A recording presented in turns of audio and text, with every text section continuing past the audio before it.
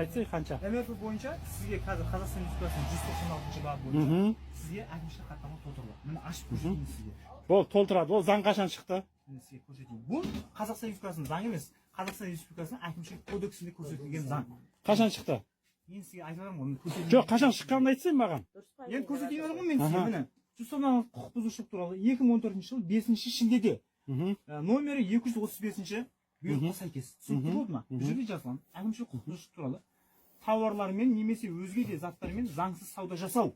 Мынау сізде заңсыз саудаға жатады. Наспа, иә, наспа. Ешқандай бекітілмеген ештеңе заңда көрсетілмеген. Осы нәрсе міне еркін сауда жасау Қазақстан Республикасының заңнамасына тыйым салынған немесе шектелген тауарлармен және де өзге де заттарды сауда жасауға тыйым салынады. Көріп тұрсыз ба? Мынау бізде біріншіден кеше заңнамаға сәйкес бізде шектеу қойылған.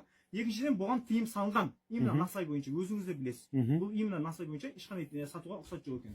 Енді бұл жерде осыған сәйкес сізде 25 айлық есептік көрсеткіші айыппұл салынады. Егер де азамат есіңіз кім болады сіздің жаңа танысамай кеттіңіз. Ғани. Ғаниге қараңыз, сіздің егер де сізде мына жерде Қазақстан Республикасы заң бойынша ескерту берілсе, біз сізге ескерту беруге міндеттіміз. Түсініктіңіз ба?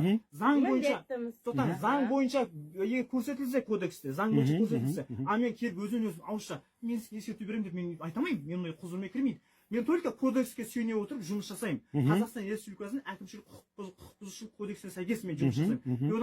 Одан артық асып кете алмаймын. Заңда не көрсетіледі, мен соны істеймін. Бұл жерде міне ескертусіз көріп тұрсыз ба? Міне көрсетіңізші, ескерту бар ма бұл жерде? Ескерту жоқ қой бұл жерде? Ескерту жоқ. Бұл жерде 25 айлық есептік көрсеткіште. Ауызша ескерту деген жоқ па сіздерде? Ауызша ескерту деген жоқ. 25 айлық көрсеткіште міне бізде қазір бір МРП-міз 3692 теңге. Көбейтеміз 25-ке.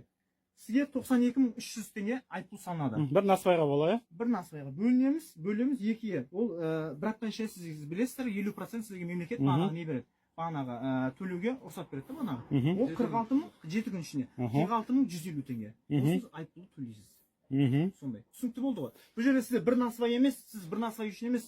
Сіз заңсыз осы насыбайды сатқаны үшін сізге салынып отыр. Бір насыбай үшін емес. Үйтіп халықты бізді шатастырмаңыз, өзіңізді шатастырмаңыз. Бір насыбай үшін сізді бізді сабатқан жоқпыз. Біз сізге осыны ұсынып, халыққа ұсынып сатқаны үшін сізге біз бағана әкімшілік хаттама толтырып отырмыз. Түсінікті болды ма сізге? Енді числоны айтып жіберіңіз.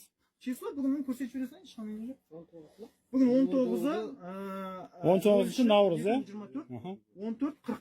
14-40. Енді бұған енді заң күшіне енген күні рейд қашан басталды? Мынау мен сізге айтайын. Рейд қашан басталды? Мына зат. Сізге вообще рұқсат жоқ. Жоқ, рейд қашан басталды? Неше күннен бері? ОПМ басталды ма рейд? ОПМ қазір көрсетейін. Мен ашайын. 18-і. Жоқ, көрсетемін мен. Күтіңіз. Ешқандай не жоқ. Қазір көрсетемін. Мен сізге күнімен бәрін айтып беремін. Ешқандай не жоқ. ОПМ мен бәрін айтып беремін. Сабырсыз отырыңыз. Мен ашып беріңізші ана мен. Міне. ОПМ бізде міне насыбай 18.03.2024-тен осы айдың 31.03.2024 аралығында. Екінші ОПМ жаяу жүргінші. Егер сіз белгіленбеген жерден өтетін болсаңыз, бағанағы жаяу жүргінші. Бағанағы 18 мен 21 аралығында. Пешеқод емес, андай өтесіз, пешеқод көріп ол бағана белгіленбеген жерден өту. Ол бойынша да сізге бағана айыппұл салынады. Түсініп тұр ғой, көріп көрсетсеңіз болады.